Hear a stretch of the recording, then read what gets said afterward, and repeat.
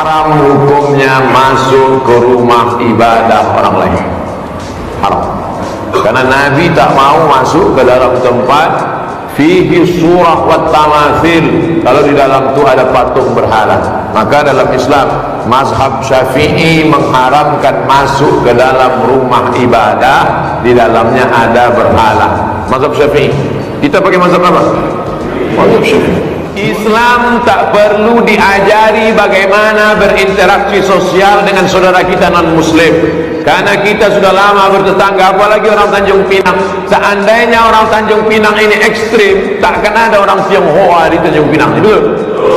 Kita semuanya bisa menerima, siapapun yang datang semua bertetangga, berkawan, bersahabat. Tapi kalau sudah dalam masalah ibadah, ritual, tak ada tawar menawar. Wala ana abidun ma'abatum wala antum abidun ma'abud lakum dinukum.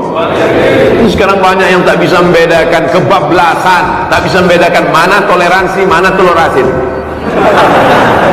Harus bisa dibedakan. Ya, Quran surah kedua ayat 208 itu. Ya ayyuhalladzina amanu dukhulu fis-silmi kafah. Hei orang-orang yang telah menyatakan dirinya beriman, kalau sudah muslim, ikuti ketentuan Islam secara menyeluruh. Jangan setengah-setengah. Sholatnya sesuai Nabi, tapi lisannya nggak sesuai Nabi, gitu kan?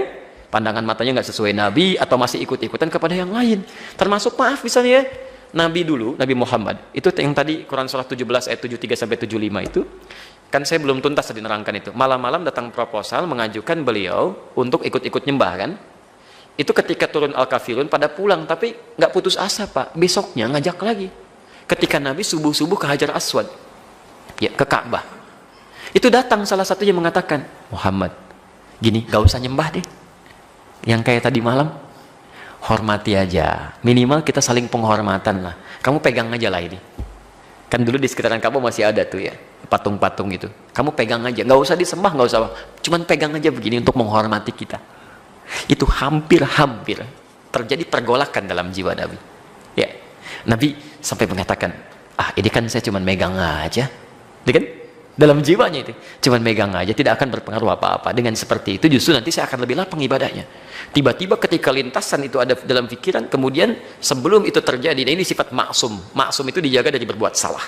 Turunlah wahyu di Quran surah 17 ayat 73-75 itu. Wa in kadu la yaftinunnaka 'anil ladzi auhayna ilaika ghairah.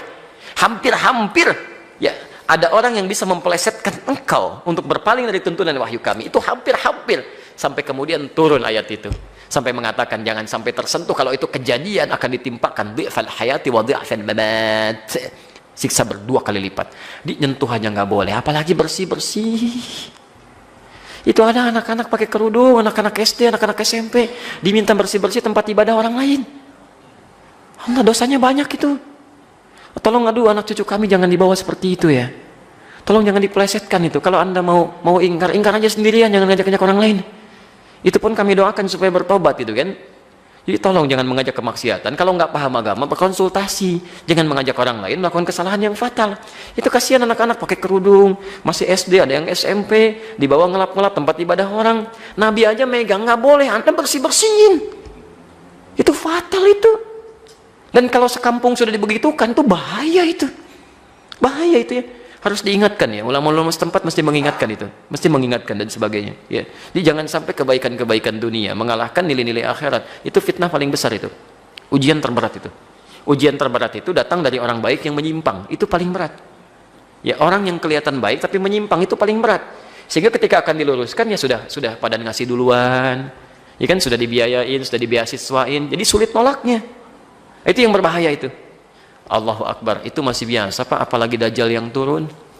Dajjal yang turun, Dajjal itu Allahu Akbar ya, nunjuk ke langit hujan, turun hujan, nunjuk ke tanaman mati dia tuh. Jadi kalau yang kecil aja belum kuat, apalagi yang besar-besar.